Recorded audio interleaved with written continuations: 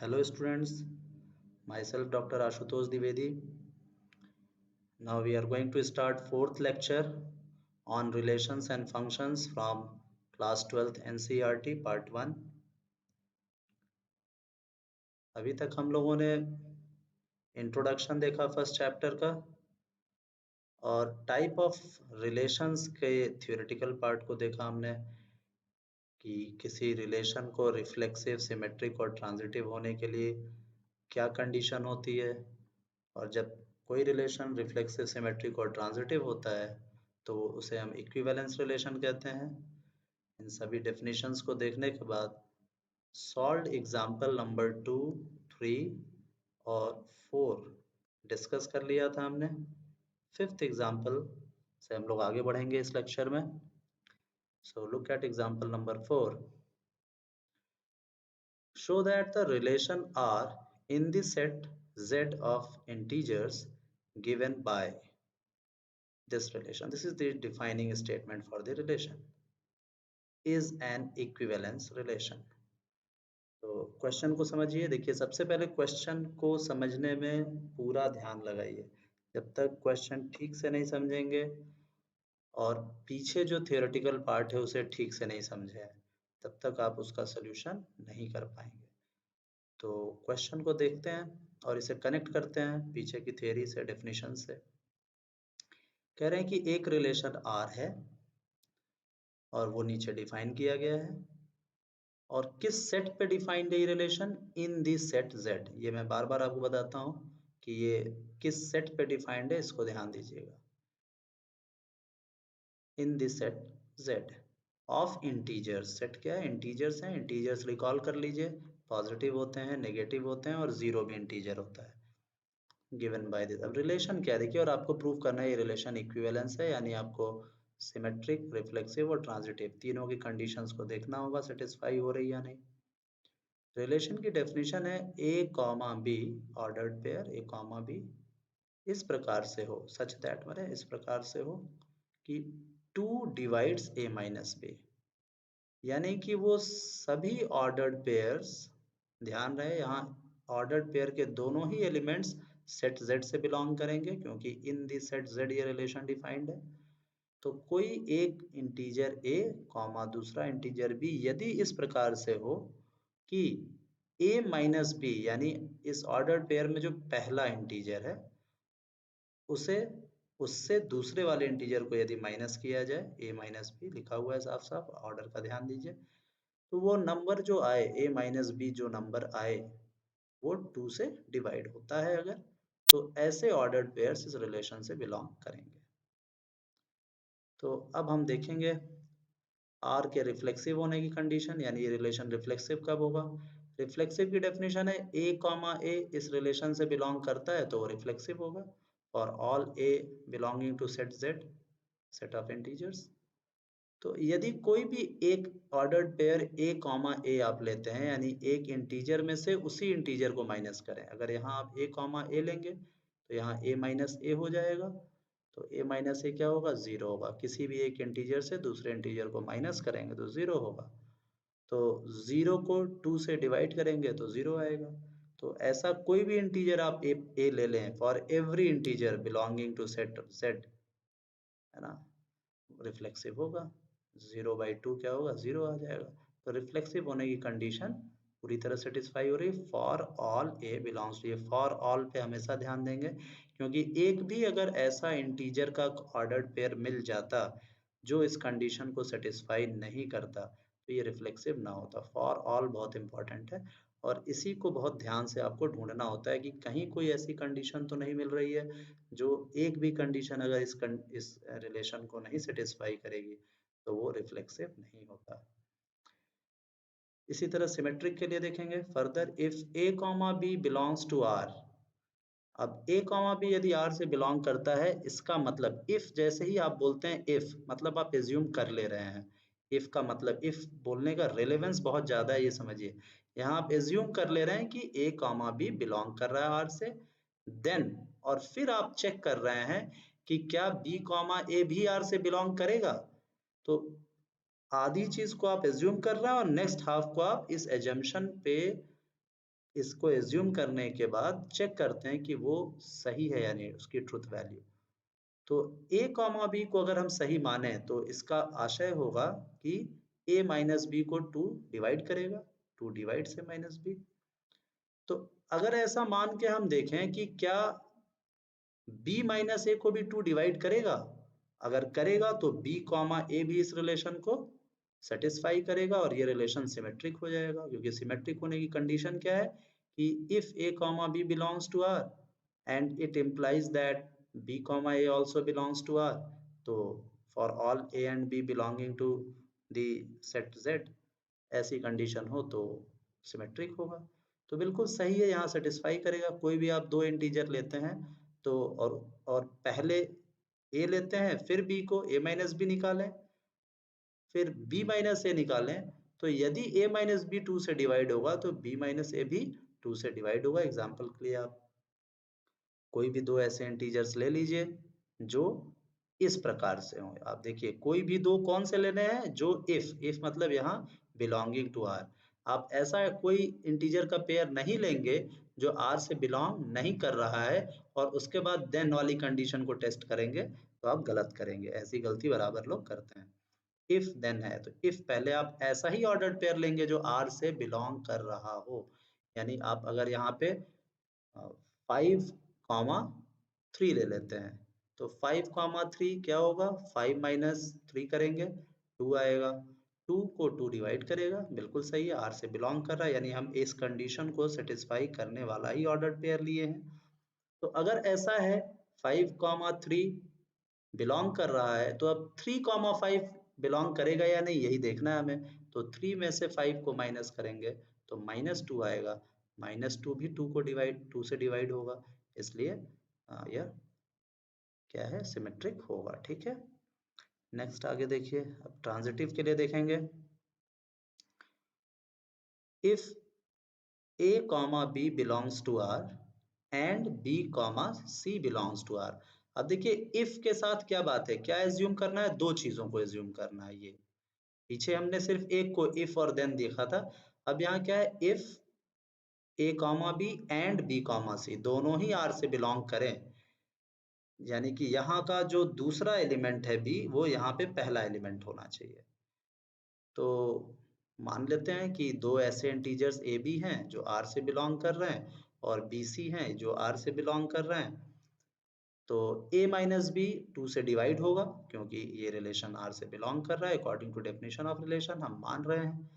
और b minus c r से belong कर रहा है मान रहे हैं, तो यानी b माइनस सी को भी 2 से डिवाइड होगा, यही बात लिखी हुई है। Then a minus b and b minus c are divisible by 2, दोनों ही रिलेशन को फॉलो कर रहे हैं। तो अब हमें देखना है कि क्या a माइनस सी भी 2 से डिवाइड होगा, यदि होगा तो a कॉमा सी भी रिलेशन आर से बिलोंग करेगा और ट्रांजिटिविटी की कंडीशन सेटिस्फाई होगी। तो a माइनस सी ले आने के लिए यहाँ देखिए क्या किया गया है।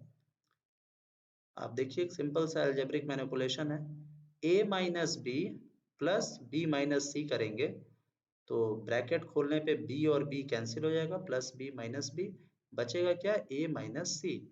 यानी इस पूरे राइट हैंड साइड को यदि हम सिंप्लीफाई करें तो a माइनस सी आता है।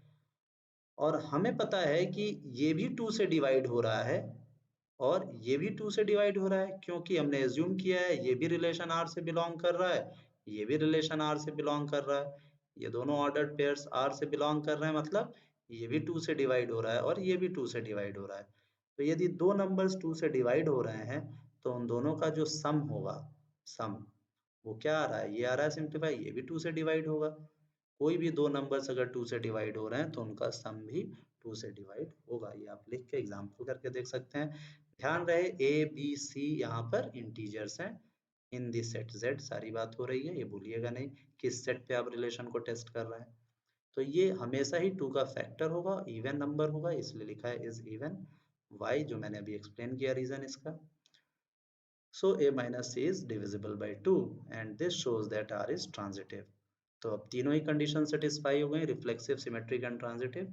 सो R is an equivalence relation in Z। देखिए यहाँ भी ये बहुत खास लिखा गया है in Z, ये इसलिए मैं बार बार एम्फेसाइज कर रहा हूँ किस सेट पे बात हो रही है। अभी यहाँ पे z की जगह कोई और सेट होता, सेट ऑफ रियल नंबर्स हो जाता, या है ना रैशनल नंबर हो जाता, तो ये बात सच नहीं होती। इसलिए इस सेट को हमेशा ध्यान दीजिएगा, किस सेट पे रिलेशन डिफाइन किया गया है। आगे बढ़ते हैं हम लोग। अब देखते हैं in example 5 note that all even integers are related to 0। अब ये पिछला एग्जाम्पल जो 5 अभी देखा आपने, इसमें कह रहे हैं कि all even integers are related to 0, यानी कि पहला एलिमेंट 0 लें और दूसरा एलिमेंट कोई भी इवन इंटीजर ले लें तो रिलेशन इस्टेब्लिश होगा, रिलेशन को वो ओबे करेगा। इवन इंटीजर लेना है, ध्यान रहे। तो 0 कॉमा +2 लें या -2 लें, अगर 0 में से 2 को माइनस करेंगे तो भी वो 2 से डिविजिबल होगा, और -2 को माइनस सब्ट्रैक्ट करेंगे तो भी डिविजिबल होगा। इसी प्रकार से 0 कामा दूसरा एक इवन इंटीजर लिया गया है +-4, यहाँ पे भी 0 में 4 माइनस करें या 0 में -4 सब्ट्रैक्ट करें वो 2 से डिविजिबल होगा, एक्सेट्रा। ऐसे ही आप लेते जाएं। लाइज इन आर, यानी ये सारे ऑर्डर्ड पेयर आर रिलेशन में लाई करेंगे।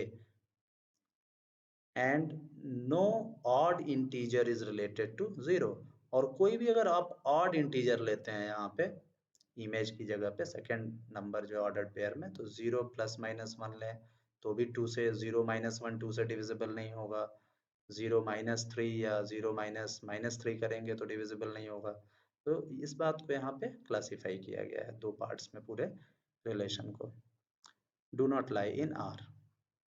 Similarly all odd integers are related to 1 and no even integer is related to 1, यानी कि अब यहाँ पे 0 की जगह अगर आप 1 रख के ऑड इंटीजर इवन इंटीजर्स में रिलेट करेंगे तो उसका डिफरेंस 2 से डिविजिबल नहीं होगा, और अगर आप सभी ऑड इंटीजर्स को 1 से रिलेट करेंगे तो वो 0 से डिविजिबल होगा।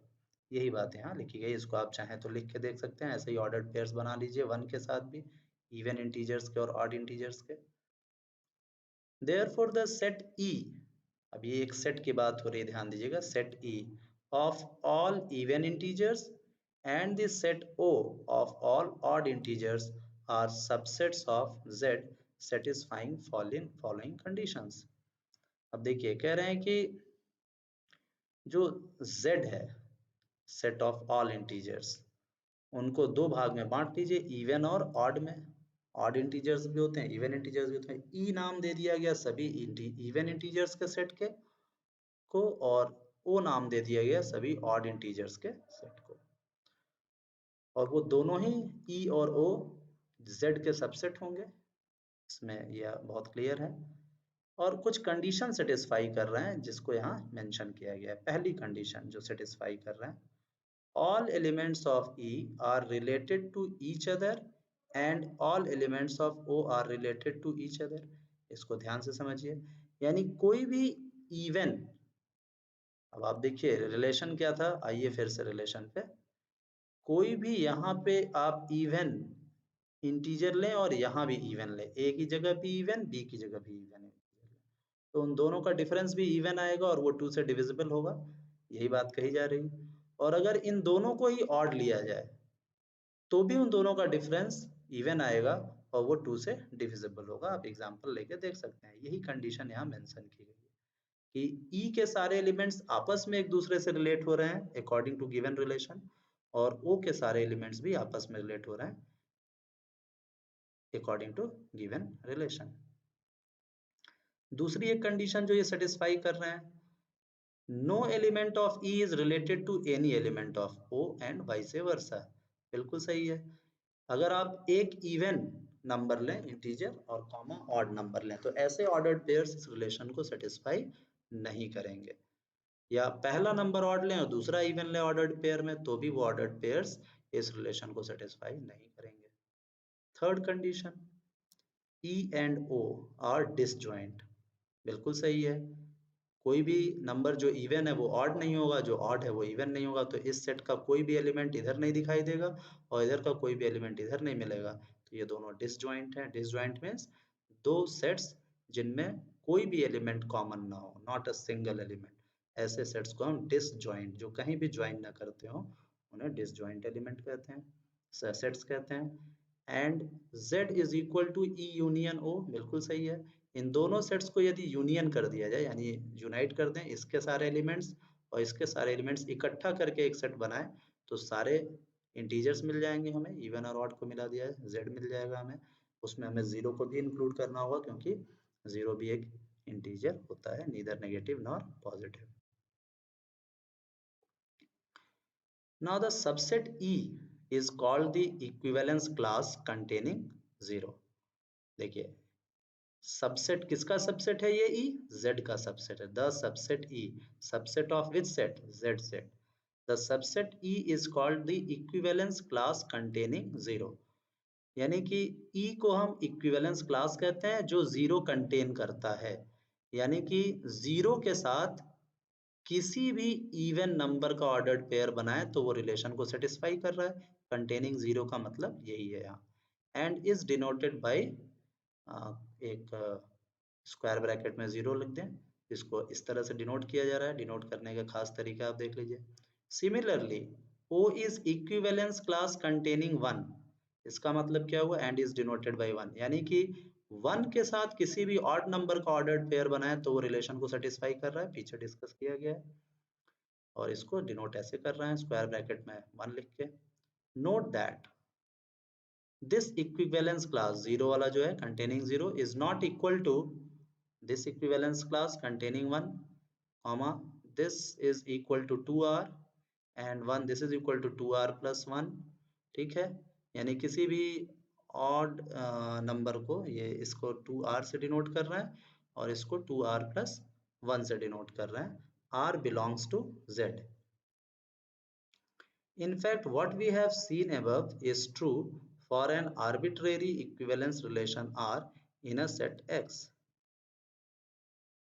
कह रहे हैं कि जो हम लोगों ने ऊपर वाले एग्जाम्पल में देखा, उस तरह से किसी भी आर्बिट्रेरी इक्विवेलेंस रिलेशन में जो किसी सेट X पे डिफाइंड हो, जैसे एग्जाम्पल में हमने Z सेट पे डिफाइन किया था रिलेशन R को, और रिलेशन की एक पर्टिकुलर डेफिनेशन थी। अब ये कह रहे हैं, और वो इक्विवेलेंस रिलेशन था। अब ये कह रहे हैं आर्बिट्रेरली कोई भी इक्विवेलेंस रिलेशन आप लें, किसी भी सेट X पे लें, तो ये ऊपर जो कंडीशंस दिखी हैं और ये जो दो क्लास में क्लासिफिकेशन दिखा है, equivalence class containing zero and equivalence class containing one, इस तरह से वो ये सारे फैक्ट्स जो ऊपर डिस्कस किए गए हैं वो देखे जा सकते हैं किसी भी इक्विवेलेंस रिलेशन के लिए। वो ट्रूथ है, उसके लिए भी ट्रू साबित होगा। So given an arbitrary equivalence relation R in an arbitrary set X, R divides X into mutually disjoint subsets AI called partitions or subdivisions of X, satisfying these following three conditions। जो ऊपर तीन conditions हमने देखी थी, इस particular case में वही तीन कंडीशंस हैं हम जनरल केस में, general and arbitrarily chosen case. यानी कुछ भी आप कोई सा भी एक इक्विवेलेंस रिलेशन लें जो किसी एक गिवन सेट एक्स पे डिफाइंड हो और इक्विवेलेंस हो, ध्यान रहे, तो उस वह रिलेशन आर उस सेट एक्स को, जिस एक्स सेट पे वो डिफाइंड है रिलेशन, उसको म्यूचुअली यानी परस्पर आपस में म्यूचुअली डिसजॉइंट सबसेट्स में पार्टीशन करता है, बांट देता है, सब डिवाइड कर देता है। तो जैसे कि ऊपर इस पूरी बात को अगर ऊपर के एग्जाम्पल के कॉन्टेक्स्ट में समझें, तो हम कह सकते हैं कि Z सेट को R रिलेशन ने, रिलेशन क्या था, A minus b is divisible by two, A comma b अगर ऑर्डर्ड पेयर है तो वह रिलेशन R इस सेट Z को दो सेट्स में डिवाइड कर रहा था, पार्टीशन कर रहा था। E और O वो दो सेट्स थे। तो वैसे ही यहाँ कहा जा रहा है X को म्यूचुअली डिसजॉइंट, और वहां पे E और O दोनों डिसजॉइंट थे, ये लास्ट वाला तीसरा कंडीशन लिखा गया है। तो वैसे ही कोई भी सेट X कुछ नंबर ऑफ सबसेट्स, जैसे वहां दो सबसेट थे, दो से ज्यादा हो सकते हैं, A I means I number of subsets are possible, 3 4 5 कितने भी सबसेट्स हो सकते हैं, और वो सारे डिसजॉइंट होंगे, और वो सारी कंडीशन सेटिस्फाई करेंगे जो ऊपर दी गई हैं उस एग्जाम्पल में, फिफ्थ एग्जाम्पल। पहली कंडीशन क्या है, देखिए, all elements of A I are related to each other for all I. ऊपर देखिए क्या था, all elements of E are related to each other and O are related to each other. बिल्कुल वैसे ही यहाँ पे होगा कि अगर 10 पार्टीशनिंग आप करते हैं तो पहला सेट अगर A1 है, दूसरा पार्टीशन सेट A2 है, तीसरा A3 है, तो A1 के सारे एलिमेंट्स आपस में एक दूसरे से रिलेट होंगे, A2 के सारे एलिमेंट्स आपस में एक दूसरे से होंगे, लाइकवाइज A10 के सारे आपस में एक दूसरे से होंगे। यही बात यहाँ कही जा रही है। दूसरी condition, no element of AI is related to any other AJ, यानी A1 का कोई भी एलिमेंट A2 से रिलेट नहीं होगा, A3 से नहीं होगा, A4 से नहीं होगा, A5 A10 तक किसी भी सेट के एलिमेंट से रिलेट नहीं होगा। उसी प्रकार से A2 का कोई भी एलिमेंट A1 से, A3 से, A4 so on so A10 से रिलेट नहीं होगा। आपस में एक कोई भी दो सबसेट्स के रिलेशंस आपस में रिलेट नहीं होंगे for I not equal to J का मतलब वो इसी बात को कहा जा रहा है। And union of AJ equal to X, यानी सभी सबसेट्स का अगर यूनियन कर दें तो वही सेट X मिलना चाहिए जिस सेट X पे रिलेशन डिफाइन किया गया था ओरिजिनली। यही बात यहाँ भी लिखी गई है। और AI intersection AJ equal to 5, ये डिसजॉइंट की कंडीशन है। कोई भी दो सेट लें तो कॉमन एलिमेंट नहीं मिलना चाहिए, नल सेट मिलना चाहिए। तो 5 इसीलिए लिखा गया है दोनों का intersection 0, 5 I not equal to J। Now the subsets AI are called equivalence classes। ये जितने भी पार्टीशंस किए आपने, जितने भी सबसेट्स बनाए, उन सभी को इक्विवेलेंस क्लासेस बोलते हैं। जैसा कि एग्जांपल में दो बना था, E और O, equivalence class containing 0 and equivalence class containing 1. The interesting part of the situation is that we can go reverse also. For example, consider a subdivision of the Z set Z given by three mutually disjoint subsets A1, A2, A3 whose union is Z with। अब देखिए इसी बात को reverse order में समझने की कोशिश करिए कि Z सेट के तीन सबसेट्स हैं, सब डिविजन्स हैं, A1, A2, A3। नीचे वो तीनों ही दिए जा रहे हैं। A1 क्या है? X belongs to Z such that X is multiple of 3, और इसको टेबुलर फॉर्म में भी लिखा गया है। देखिए 0 और पॉजिटिव इंटीजर्स Z हैं, X belongs to Z मतलब पॉजिटिव होने चाहिए, सॉरी इंटीजर्स होने चाहिए, पॉजिटिव या नेगेटिव कोई भी हो सकता है, 0 भी हो सकता है, और X3 का मल्टीपल हो। तो A1 सेट क्या होगा? ये यहाँ लिखा हुआ है 0, 3, 6 पॉजिटिव साइड में, -3, -6 1 -9 ये नेगेटिव साइड में होंगे। A2 दूसरा एक सब डिवीजन है, सबसेट है Z का, X belongs to Z such that X - 1 is multiple of 3।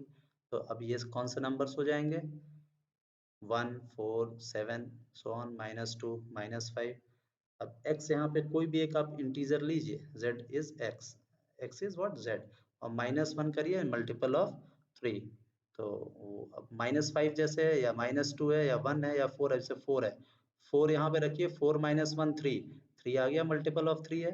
7 को लीजिए यहाँ से, 7 - 1 6, 6 इज मल्टीपल ऑफ 3। तो ये सारे नंबर्स किसको रिप्रेजेंट कर रहे हैं? x को। x belongs to z such that x - 1 is multiple of 3। A3 को लीजिए अब, x belongs to z, x - 2 is multiple of 3। Same इसी तरह आप इसको भी देख सकते हैं। नाउ डिफाइन, अब रिलेशन को डिफाइन, देखिए रिवर्स ऑर्डर में चल रहे हैं। उधर हमने क्या किया था? पहले रिलेशन को डिफाइन किया था और फिर हमने उसकी पार्टीशनिंग की थी और इक्विवेलेंस क्लासेस निकाले थे। अब यहाँ हमने पहले इक्विवेलेंस क्लासेस को डिफाइन कर लिया और अब रिलेशन को डिफाइन कर रहे हैं। Define a relation R in Z given by R is equal to A, B such that 3 divides A minus B। अब आप देखेंगे कि ये तीनों जो सब डिविजन्स हैं वो ऊपर की दी हुई इन तीनों कंडीशंस को सेटिस्फाई करने वाले हैं, यानी ये तीनों ही आपस में डिसजॉइंट होंगे। इन तीनों का यूनियन Z देगा, ऑल पॉसिबल मींस इंटीजर्स मिल जाएंगे आपको, पूरा का पूरा Z सेट देगा इनका यूनियन, यहाँ पे जैसा कि लिखा हुआ है। और एक A1 के सारे एलिमेंट्स आप देख सकते हैं एक दूसरे से रिलेट हो रहे हैं according to this relation R, जो रिलेशन बाद में डिफाइन किया गया। रिवर्स ऑर्डर में चल रहे हैं, रिलेशन बाद में डिफाइन किया गया। आप देखिए इसके सारे एलिमेंट्स एक दूसरे से रिलेट हो रहे हैं, इसके सारे एलिमेंट्स एक दूसरे से रिलेट हो रहे हैं, इसके भी सारे एलिमेंट्स एक दूसरे से रिलेट हो रहे हैं A3 के, और किसी भी एक सेट का दूसरे वाले से रिलेट नहीं होगा। आप देखिए, ठीक है, ये सेकंड कंडीशन को सेटिस्फाई कर रहा है। यही बात रिवर्स ऑर्डर में यहाँ समझाई गई है। Following the argument similar to those used in example 5, we can show that R is an equivalence relation. Also, A1 coincides with set of all integers in Z which are related to 0. A2 coincides with the set of all integers which are related to 1, and A3 coincides with the set of all integers in Z which are related to 2. अब देखिए इसका मतलब A1 क्या है? Equivalence class with containing what? 0. और A2 क्या है? Equivalence class containing 1. और A3 क्या है? Equivalence class containing 2. उसी nomenclature को follow किया जाए तो thus A1 is written like this, A2 written like this, A3 like this. In fact, A1 can be written like this. ये आप समझ गए होंगे. Okay, thank you students. See you in the next video with next example 6.